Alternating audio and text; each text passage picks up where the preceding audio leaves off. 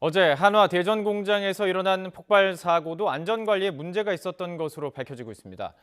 더구나 이 공장 불과 9달 전에도 같은 사고가 일어났었고 회사에서 안전관리를 철저히 하겠다고 약속까지 했었습니다.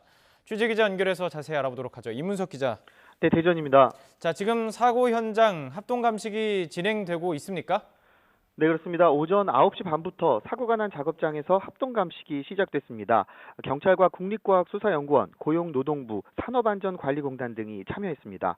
조사는 크게 두 가지입니다. 폭발 사고 원인을 밝히는 것과 안전관리 과정의 회사 측 과실 부분입니다. 어제 사고 뒤에 1차 합동 감식이 진행됐었는데요. 경찰이 내부 CCTV 화면을 보고 폭발이 일어나기 전까지 상황을 확인했습니다. 추진체에서 코어라고 불리는 부분을 분리하기 위해 준비하는 과정에 폭발이 일어났고 이로 인해 작업장 안에 있던 3명이 숨졌다고 밝혔습니다. 숨진 3명이 모두 20, 30대 젊은 노동자였습니다. 자, 위험한 현장에 경험이 많지 않은 젊은 직원을 투입한 것, 이런 문제가 있지 않냐 이런 지적이 나오고 있는데요. 회사 측 이에 대해서 좀 뭐라고 설명하던가요? 네, 현장에서 숨진 3명 중 2명이 20대였습니다. 이 가운데 1명은 지난달에 입사한 인턴 사원으로 확인됐습니다. 취직한 지 한 달 만에 사고를 당한 겁니다. 함께 있던 30대 직원은 품질 관리자였고 다른 2명과 3인 1조로 움직였습니다. 한화 측은 인턴 사원 논란에 대해서 자연스럽게 정규직 전환이 보장된 상태였기 때문에 보통 인턴 사원 개념과는 다르다고 강조했습니다. 또 업무를 부여받기 전에 필수적인 사전 교육과 수습 차원에서 작업장을 참관하다가 사고가 난 것이라며 위험을 전가하거나 위험 업무를 수행한 게 아니라고 해명했습니다. 고인들의 빈소는 인근에 있는 병원에 마련됐습니다. 유가족들과 장례 일정 같은 협의가 아직 마무리되지 않은 상태입니다. 어제 폭발 사고 뒤에 소방본부가 밝힌 사상자 숨진 3명이 전부였습니다. 그런데 현장에서 추가로 다친 사람이 있었다 이런 소식이 있던데요. 이거 어떻게 된 건가요? 네, 대전소방본부는 공식적으로 어제 폭발 사고로 3명이 숨졌고 다친 사람은 없었다고 밝혔습니다. 그런데 현장에서 파편에 발을 다친 사람이 있고 추가로 이송된 직원이 있다는 얘기가 나왔습니다.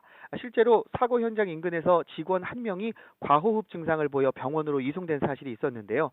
증상이 심하지 않아서 부상자로 분류하지는 않았다는 설명입니다. 또 파편에 발을 다친 직원도 보고돼 사상자가 축소 발표된 것 아니냐는 지적도 나왔습니다. 이에 대해 경찰은 폭발 사고가 아니라 대피 과정에 다친 것이어서 공식적인 부상자로 분류하지 않은 것으로 파악했습니다. 자, 이 부분도 꼭 짚어봐야 될 것 같은데요. 이 대전 사업장 지난해 5월에도요. 폭발 사고로 5명이 숨지고 4명이 다친 것 아닙니까? 네, 그렇습니다. 비슷한 폭발 사고가 되풀이되면서 한화 측의 그 방산부분 대표이사가 직접 이곳에 내려가서 사과하기도 했었는데요. 그러니까 이 사고 뒤에도 안전 조치 제대로 지켜지지 않았다는 얘기인가요? 네, 의문스러운 이런 부분들을 확인하려고 지금 고용노동부가 특별감독을 벌이고 있습니다. 지난해 5월 폭발 사고 뒤에도 특별감독이 진행됐는데요. 당시에 무려 486건의 산업안전보건법 위반 사례가 확인됐습니다. 사업장 내 위험물질 취급을 관리하는 보건관리자가 단 1명뿐이었고 안전교육이 제대로 이루어지지 않고 있었습니다. 화약류와 산화제 같은 위험물과 유해화학물질에 대해 위험성 고지가 적절히 이루어지지 않은 사실도 드러났습니다.